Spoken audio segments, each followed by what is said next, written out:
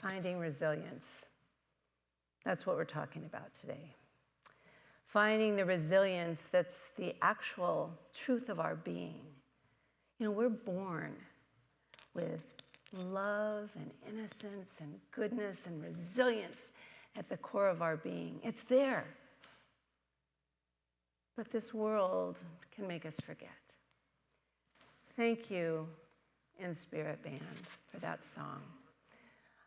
Up to the Mountain. It's called the MLK song. Martin Luther King really changed the course of history, and he taught us about resilience. That song is a contemporary folk song written by Patty Griffin, and it was written about the emotions surrounding Martin Luther King's last speech on April 3rd, 1968. Up to the mountain. He went to Tennessee, to Memphis, Tennessee, to speak to the striking sanitation workers. They were going to strike the next day.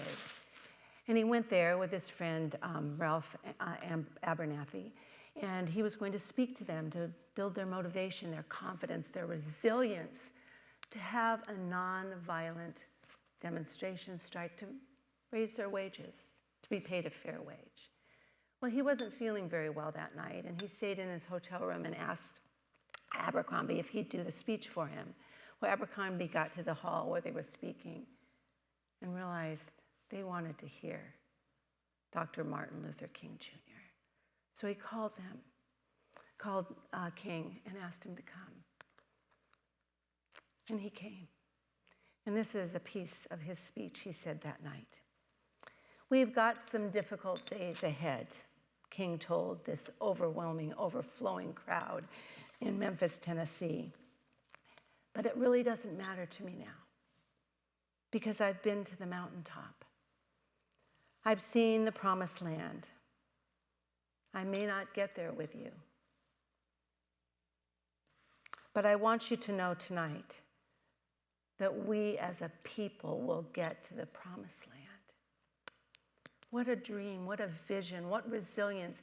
That keeps our resilience when we can hold on to something bigger than the moment. When we can find the courage to see through the confusion of the moment and see something bigger. And he could. It was less than 24 hours later that Martin Luther King was assassinated. But he left that message. He left that message that not only was there something greater, that not some people, is it my earring clicking on something? Yes, okay. I knew they were a little long, but they're really cute. Anyway, so don't you get lost. But he knew to leave that message with the people, that there's something greater. No matter what's going on in this physical realm, there's a greater vision we can all have. Not just some people, but everyone. The promised land is when we lift ourselves up. We don't have to wait. We can create that now in ourselves. He knew that darkness does not defeat darkness. Only light does that. Hate doesn't defeat hate. Only love does that. What a message to carry on. Those are the truths that we can live by. It doesn't matter the religion we practice, the culture we are. It doesn't matter anything. We can practice that there's something greater, but we've got to understand the way life works. Joseph Campbell, the wonderful professor and teacher and anthropologist, said, "Nothing is created out of perfection." So all of you that are perfectionists, get over it. We've got more work to do. It's not about finding perfect. It's about learning and growing. Everything has to break apart in order to come together again. We're here. We're designed to grow and expand and break through old limitations, and that doesn't come from things being easy. The greatest opportunities for us to find that deeper wisdom and knowing that's within not just some people, but everybody. The greatest way is through the challenges we face and what we do to rise up. It's not, I think it was Confucius who said, it's not how many times you fall down that matter, it's how many times you get up. And that's what I call resilience. Born in each of us, as I don't know what you can call it, I call it that divine urge, that little spark of whatever in us, the little fire in there that wants us to keep on keeping on. The little voice that says, no, don't give up. Don't give up. It's in there. It's in everyone. And we need to follow that voice. And in times of difficulty, we need to find the ways to get to that place. The same as Martin Luther King could work through not feeling well, having a fever, and everything, to get there and give that talk that those people could hold on to. And remember what was important. What was important. So what keeps us, although we all have that little spark in us, we can feel it, we know it. I mean, when Barbara was reading I Have a Dream, I could feel it ignited in me. That's what I call the God bumps, those little things that make you know there's something greater. What keeps us from being in that place all the time? If it's there, what restricts us? Well, it's a 4-letter word, and it's not a very good one. Fear. Fear is the thing that keeps us restricted. Fear is a belief in limitation, and it's a feeling of dread. But the problem is, fear is kind of a common state for humankind. We live in fear a lot. Who would you be without your fear? Pretty amazing to think of that, isn't it? But think of what fear does to us. It keeps us limited. It keeps us in worry, which gets us nowhere. It affects our decisions in a very negative way. Fear can make us do something that we wouldn't normally do because there's fear inside of us. And it can cause really intense emotions and reactions that we later regret. That's just on one side. Fear also has a lot of detrimental problems. Is it detrimental attribute? I don't think those fit together. I mean, problems that happen physically with us when we hold too much fear. Too much fear inside of us. We need to get rid of the fear. And how do we do that? Well, first of all, I didn't tell you, there's another problem with fear. See, I have it in big, bold letters here, and I forgot it. Jiminy Christmas, so I have to tell you. Fear is contagious. That's that mob mentality. Somebody next to you is afraid, and you're going, oh, yeah, I should be afraid too. Oh, yeah, we should. That's the whole thing, and we fear what we don't understand. So my suggestion, just a little suggestion, is we look at our fears, and we make adjustments, because they don't do much to keep us going and growing. And for our resilience, it's not going to work until we look at those fears and put them in their place. Are you with me on that? Yeah. All right, good, okay. Well, Ernest Holmes said, this is the good news. Yes, Ernest Holmes said fear is contagious, but faith is doubly so. Faith is much more contagious. That's why those people gathered in that hall in Memphis, and they could be lifted up by Martin Luther King's words. They could be lifted up to know there's something more. When you and I can get to that place where we can take our fear and know, like I said, have the tenacity to see beyond this present situation, which should suck us in and get us all wound up and going, all those things, which we don't want to do, that we can adjust ourselves so we can have a better consciousness about life. Martin Luther King said, it's always the right time to do the right thing. It's always the right time to do the right thing.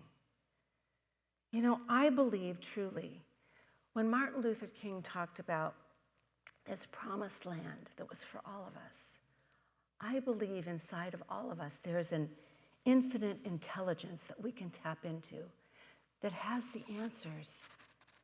That can not only, we don't have to wait to go to the promised land. I think if we start collaborating and working together, we can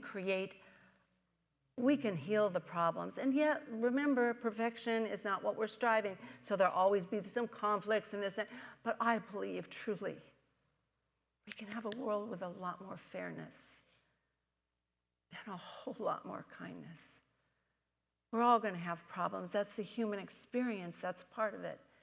But the kindness, the understanding is what makes it okay when we're there for each other.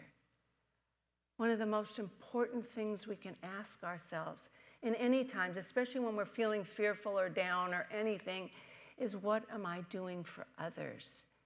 You know, my gift from very difficult experiences is when we see the horrible things that are happening, the man's inhumanity to man, we see the people stepping up to help one another.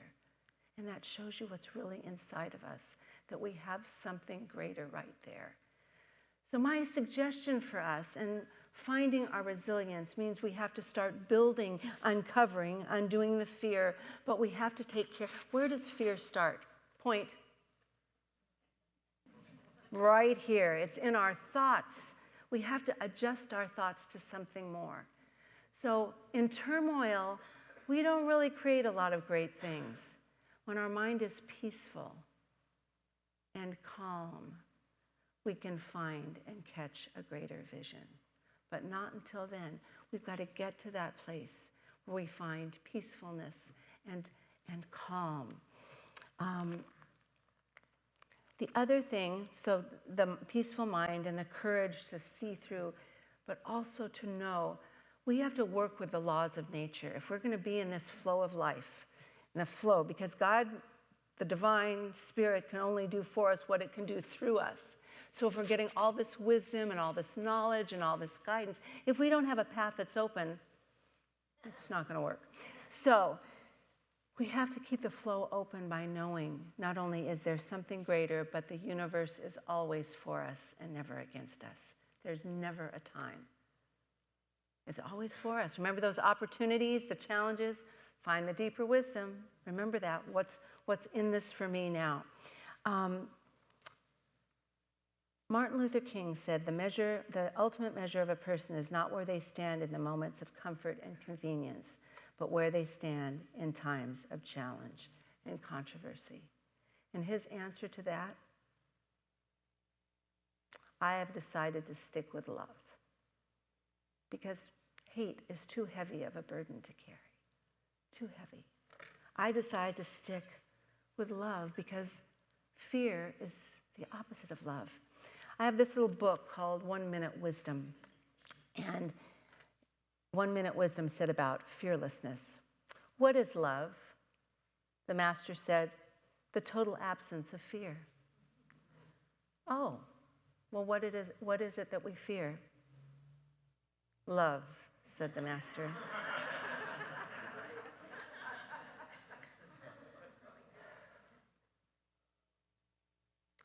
So on that note,